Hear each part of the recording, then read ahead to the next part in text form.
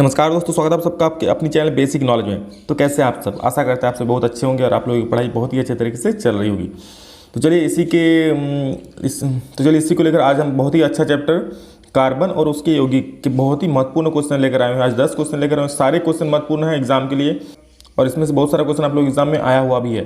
तो चलिए सारे क्वेश्चन को देख लेते हैं और कि हर एक क्वेश्चन का एक्सप्लेनेशन भी देखते हैं कि कैसे क्या होगा और उसका हर एक एंगल भी देखते हैं कि इससे संबंधित और क्या सवाल पूछे जा सकते हैं। तो चलिए दोस्तों शुरू करते हैं। शुरू करने से पहले आप लोग बता दें, अगर आप चैनल में नए हैं तो चैनल को सब्सक्राइब कर लीजिए और बेल आइकन को प्रेस कर दीजिए ताकि इस तरह का आप लोग कोई भी वीडियो मिस ना करें और सबसे पहले देख पाए और बहुत कुछ सीख सकें। इस चैनल पर आप लोग को बहुत ही अच्छे तरीके से पॉलिटेक्निक की तैयारी कराई जाती है और साथ में बेसिक कॉन्सेप्ट भी सिखाया जाता है। चलिए दोस्तों आज क्लास शुरू करते हैं। देखिए हम लोग का पहला सवाल है आज का कि कार्बन हाइड्रोजन से संयोग कर बनाता है। कार्बन हाइड्रोजन से संयोग करके बनाता है, क्या बनाता है? आयनिक यौगिक कि हाइड्रोकार्बन कि हैलोजन कि अम्ल। ये बहुत ही आसान सवाल है, आप लोग को सबको पता है कि हम लोग का हाइड्रोकार्बन एक चैप्टर ही है जिसमें बताया गया कि हाइड्रोजन और कार्बन एक दूसरे से संयोग करके बनाता है हाइड्रोकार्बन। तो ऑप्शन बी इसका सही हो जाएगा। ठीक है, तो चलिए अगला सवाल देख लेते हैं इसका क्या है। देखिए यहाँ पे एन ठो ब्लॉक में हो गया है, यहाँ पे एन था। ठीक है, यहाँ जो ब्लॉक है ना यहाँ एन था। तो यहाँ बताइए CnH2n, ऐसा CnH2n+2 जो होता है ये किसका सामान्य सूत्र होता है? CnH2n+2 किसका सामान्य सूत्र होता है? एल्कीन का, एल्केन का, एल्काइन का कि कीटोन का, किसका होता है? तो आप लोग सभी जानते हैं कि CnH2n+2 किसका होता है? ये होता है हम लोग का एल्केन का। और इसमें और देख लेते हैं, इसमें ऐसा भी पूछा जा सकता था कि बताइए जो CnH2n किसका सूत्र होता है या फिर CnH2n-2 किसका सूत्र होता है? तो हम लोग का याद रखिए जब प्लस होगा तो एल्केन, CnH2n+2 मतलब एल्केन का हो गया, CnH2n हो गया तो एल्कीन और CnH2n-2 जब हो गया तो हो गया एल्काइन। तीन गो होता है alkane, alkene and alkyne. Alkane का होता है CnH2n+2, तो उसके बाद एल्कीन, एल्कीन में +2 हट जाता है मतलब सिर्फ CnH2n रहेगा और एल्काइन में और 2 माइनस हो जाता है मतलब CnH2n-2। तो इस तरह से याद रखिएगा, बिल्कुल कभी नहीं भूलिएगा। ठीक है, तो कोई भी सवाल आप लोगों को पूछा जा सकता है एग्जाम में, बहुत इंपॉर्टेंट और बहुत ही अच्छा सवाल है। चलिए अगला क्वेश्चन देखते हैं आप लोग के लिए क्या है। क्लोरोफॉर्म का IUPAC नाम है। क्लोरोफॉर्म जो होता है उसका IUPAC नाम क्या है? तो सबसे पहले ये जानने के लिए हम लोग को पहले क्लोरोफॉर्म का सूत्र पता होना चाहिए। तो देखिए क्लोरोफॉर्म का सूत्र क्या होता है आप लोग बताइए। तो क्लोरोफॉर्म का जो सूत्र होता है वो होता है CHCl3। ठीक है, अब देखिए इसमें बोला है कि इसका IUPAC नाम क्या है। तो देखिए क्लोरीन कितना है?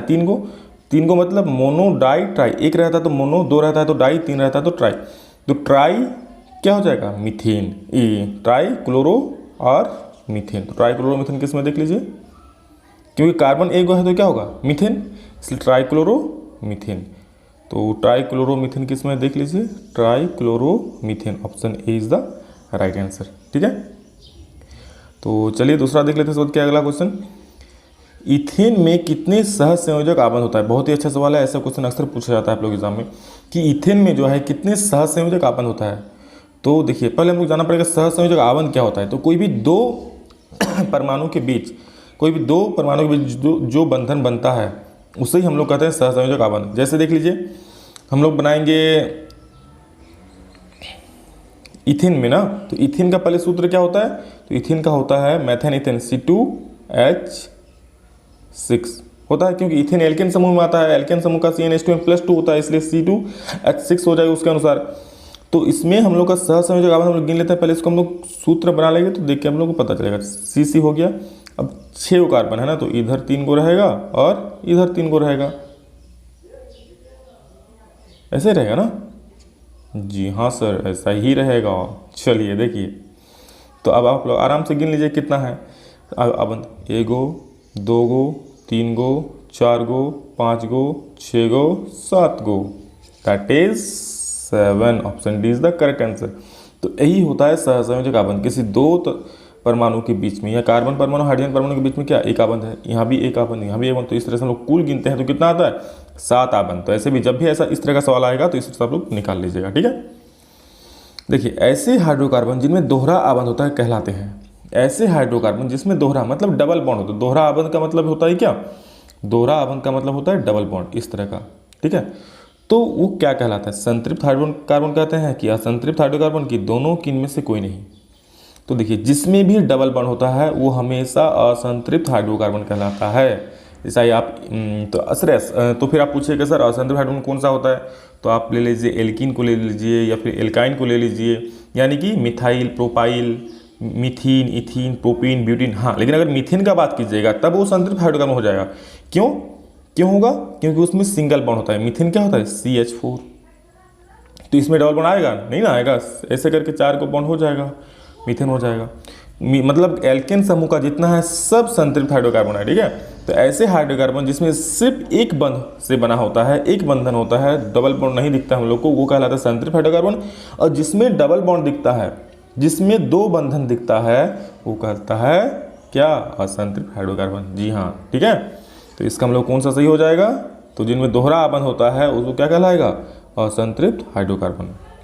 चलिए अगला सवाल देख लेते हैं। और बहुत ही अच्छा सवाल है, ऐसा ही क्वेश्चन अक्सर एग्जाम पूछा जाता है, ठीक है। तो हर एक क्वेश्चन को ध्यान से देखिए और स्किप नहीं कीजिएगा, वीडियो को स्किप कीजिएगा तो फिर समझ में नहीं आएगा। देखिए ऐसे हाइड्रोकार्बन जिनमें एक ही प्रकार का परिकार्यात्मक समूह उपस्थित रहता है कहलाते हैं। अब बताइए, जिसमें ऐसे हाइड्रोकार्बन जिसमें एक ही प्रकार का परिकार्यात्मक समूह उपस्थित रहता है उसे हम लोग क्या कहते हैं। परिकार्यात्मक समूह से आप तात्पर्य क्या है, कार्बोक्सिलिक समूह हो गया, कीटोन समूह हो गया, एल्कोहल हो गया, क्लोरो हो गया, ब्रोमो हो गया, उसके बाद और बहुत सारा जो है। तो इनमें से बोल रहा है जिसमें समान समूह, एक ही प्रकार के समूह रहे, उसे हम लोग क्या कहेंगे, संतृप्त हाइड्रोकार्बन, असंतृप्त हाइड्रोकार्बन, समजातीय श्रेणी की विजातीय श्रेणी। तो याद रखिए जब भी हाइड्रोकार्बन में एक प्रकार का समूह रहेगा ना, जैसे आप बोलिए मिथेनॉल, बोलिए इथेनॉल, बोलिए propanol, butanol, pentanol, hexanol, heptanol, octanol, nonanol, तो इस तरह का जो होता है सभी में क्या है, अल्कोहल है। तो इस तरह का जो होता है उसको हम लोग कहते हैं समजातीय श्रेणी। जी हाँ दोस्तों, मतलब सभी का जाति क्या है, समान है, सभी अल्कोहल जाति का हो गया ना।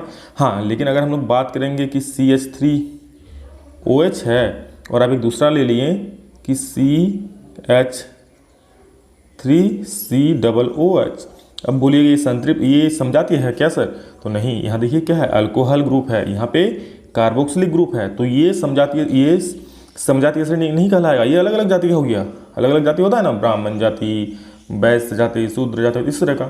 तो हम लोग समाज में तो अभी जाति का उतना अंतर अब नहीं रह गया है, तो लेकिन यहाँ पे अलग अलग जाति है, ठीक है।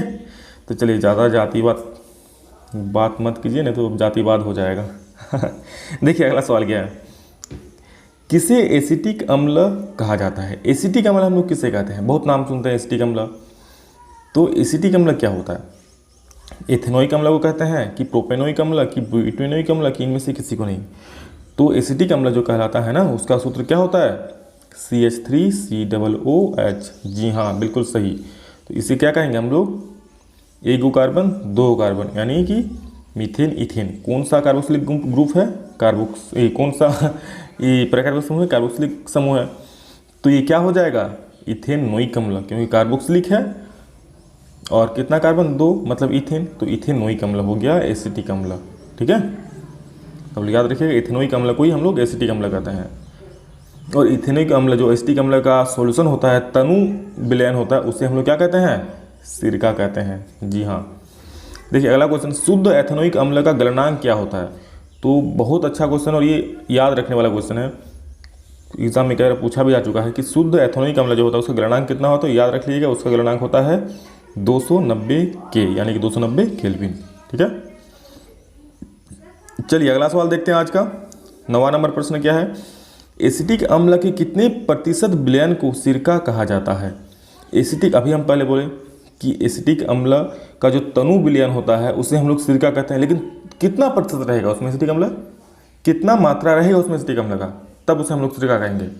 तो देखिए जब हम लोग एसिटिक अम्ल का 3 से 4% विलयन बनाते हैं ना, मतलब पानी में पानी के अनुसार उसमें 3 से 4% एसिटिक अम्ल मिलाते हैं, तो उसे हम लोग सिरका कहते हैं। आप ऐसे समझ सकते हैं कि 100 ml जल में 3 से 4 ml जल 100 ml जल में 304 ml जब हम एसिटिक अम्ल मिलाते हैं, सिर्फ 3 से 4 ml एसिटिक अम्ल मिलाते हैं, तो उसे हम लोग सिरका कहते हैं, ठीक है। मतलब एसिटिक अम्ल का 3 से 4% सॉल्यूशन को, विलयन को हम लोग क्या कहेंगे, सिरका कहेंगे। जी हाँ, बहुत अच्छा सवाल है, और पूछा भी जा चुका एग्जाम में। और आज का अंतिम प्रश्न क्या है हम लोग का, प्रोपेनॉल में कौन सा प्रकार्यात्मक समूह उपस्थित होता है। तो आप लोग आंख बंद करके बोल दीजिए क्या होता है, प्रोपेनोन। तो प्रोपेनॉन में कौन सा होता है, नाम से पता चल रहा है जी क्या, जी हाँ बिल्कुल सही, कीटोन। कीटोन में क्या होता है, प्रोपेनॉन में क्या होता है, कीटोन, क्योंकि नोन और नोन कीटोन। ठीक है, तो देखिए आज का इतना ही प्रश्न था। प्रोपेनॉन में कौन सा प्रकार्यात्मक समूह पाया जाता है, तो पाया जाता है कीटोन। ठीक है, और चलिए आज का इतना ही प्रश्न था। और आज का सवाल देख लीजिए, आज आप लोगों को कमेंट सेक्शन में किसका आंसर बोलना है। क्लोरोफॉर्म में कितने सहसंयोजक आबंध होते हैं। अभी हम बोल दें कि आप लोग कैसे निकालना है सहसंयोजक आबंध, हम पहले ही बता दिए। तो बताइए कि क्लोरोफॉर्म में कितना सहसंयोजक आबंध होता है। ठीक है, आप लोग सब लोग कमेंट सेक्शन में बोलिए। तो चलिए ठीक है, आज के लिए इतना ही, फिर मिलते हैं। और आशा करते हैं सभी आप लोग वीडियो को अच्छे से समझे होंगे। कमेंट सेक्शन में बताइए कैसा लगा वीडियो, और हाँ वीडियो को लाइक कीजिए सभी लोग। ठीक है, आप लोग लाइक करते हैं, हमें मोटिवेशन मिलता है कि और अच्छा वीडियो बना पाए आप लोग के लिए। तो चलिए दोस्तों फिर मिलते हैं, मस्त रहिए, खुश रहिए, अच्छे से पढ़ाई कीजिए। चलिए फिर मिलते हैं, जय हिंद, वंदे मातरम।